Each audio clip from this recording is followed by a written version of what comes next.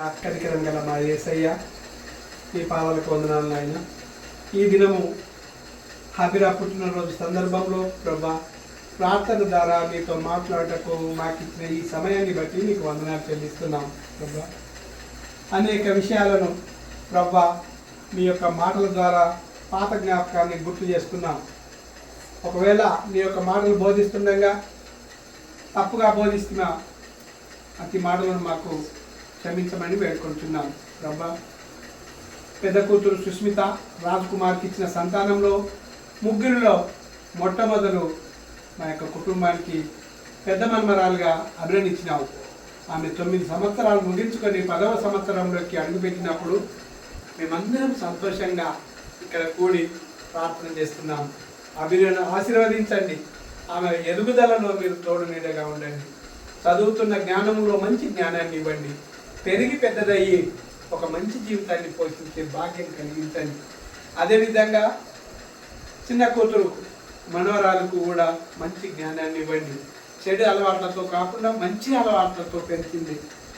అదేవిధంగా నాయన గిద్యోన్కు కూడా మంచి జ్ఞానాన్ని ఇవ్వండి. మీ యొక్క జ్ఞానం ఎంత ఇచ్చినా కొదువనే తల్లి. అందుకని చెప్పి మేము ఈ దినము మంచి జ్ఞానాన్ని ఇవ్వమని మాకందరికి దయచేయమని నేను వేడుకొంటున్నాం ప్రభా. మా యొక్క కూతురు సమత కుటుంబాన్ని ఆశీర్వదించండి. ఆమె ఉద్యోగ నిత్యం ప్రభా ప్రయాణమై తిరుగుచుండగా ప్రయాణ పట్ల తోడు నీడగా ఉండండి. ఆమె చేస్తున్న ప్రయాణంలో ఉద్యోగ పట్ల సహాయం చేయండి. ఎలాంటి ఆటంకం లేకుండా ఆశీర్వదించండి. ఒకవేళ ఎలాంటి ఆటంకం ఉన్నా మీ యొక్క దూతలతో అతి ఆటంకాన్ని తొలగించండి. చిన్న కూతురు శ్వేత గురించి కూడా ప్రార్థిస్తున్నాను. ఆమెకి ఇచ్చిన కూతురు రసనను కూడా కాచి కాపాడండి. భర్తను కూడా కాచి కాపాడండి. వారి తల్లిదండ్రులను కూడా కాచి కాపాడండి. ఆమె చేస్తున్న ఉద్యోగం పట్ల సహాయం చేయండి. స్త్రీలు శరీరంలో బలహీనులు అయినప్పటికీ ఉద్యోగం చేయక తప్పదు నాయన. ఆమె చేస్తున్న ఉద్యోగంలో కూడా వాళ్ళు తీసుకుంటున్న నూతనమైన గృహమును కూడా మీరు ఆశీర్వదించండి. ప్రతి విషయంలో తోడు నీడగా ఉండండి. ఇక్కడ ప్రభా సుస్మిత ప్రతి దినము మోమిన్పేటకు వచ్చి ప్రభా ఉద్యోగ రీత్యా కష్టపడుతుంది. శరీరానికి శక్తి దయచేయండి. ఆశీర్వదించండి. ప్రతి విషయాన్ని తోడు నీడగా ఉండండి. అదేవిధంగా రాజ్కుమార్ను బట్టి ప్రార్థిస్తున్నాను. అతను చేస్తున్న పనులను బట్టి ఆశీర్వదించండి నాయన. మంచి తెలివితేటలు ఇస్తూ ఉద్యోగం ముందు ఎలాంటి దారి వెళ్ళాలనో మీరు ఆశీర్వదించండి. సమయము ఆసన్నమైంది తండ్రి. వయస్సు మితిమీరిపోతుంది. అయినప్పటికీ మీరు ఏ దారిలో పర్మనెంట్ దారిని వెంచమని నిన్ను మొరపెడుతున్నాం. అదేవిధంగా మాణిక్యక్కని బట్టి వందనాలు చెల్లిస్తున్నాం. ఇక్కడికి ఆమెను రప్పించిన విధానంకై నీకు మొరపెట్టి ప్రార్థిస్తున్నాను తండ్రి. అనారోగ్యంతో బాధపడుతున్నాడు నాయన. అతన్ని కూడా ముట్టి స్వస్థపడుతుందండి. అక్కను ఆశీర్వదించండి. వారి కుటుంబాన్ని ఆశీర్వదించండి.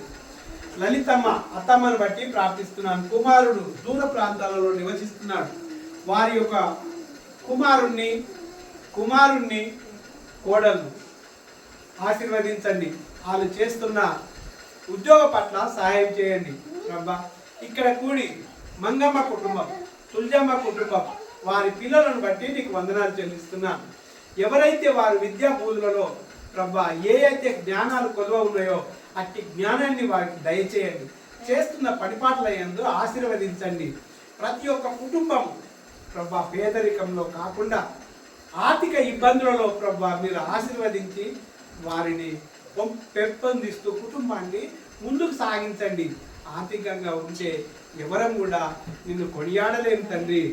అందుకనే నీకు మేమందరము మొరపెట్టడము ఒకటే తండ్రి. మానవులము, మనుషులము, నిన్ను కోరికలు కోరుతూ ఉంటాము. మా యొక్క కోరికలన్నీ నెరవేరుస్తూ మమ్మల్ని అందరినీ నీ చిత్త మార్గంలో మమ్మల్ని నడిపించమని మా ప్రియ రక్షకుడైన యేసుక్రీస్తు పేట వేడుకొని ప్రార్థిస్తున్నాను తండ్రి. ఆమేన్.